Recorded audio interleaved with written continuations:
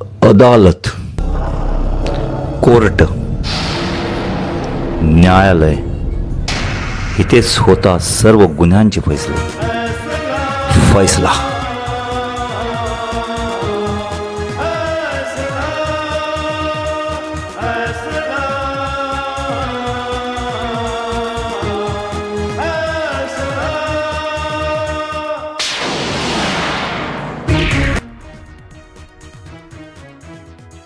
कोर्टात न्यायाधीशाने एका मुलीला सांगितले की तू सासरी नांदायला जा।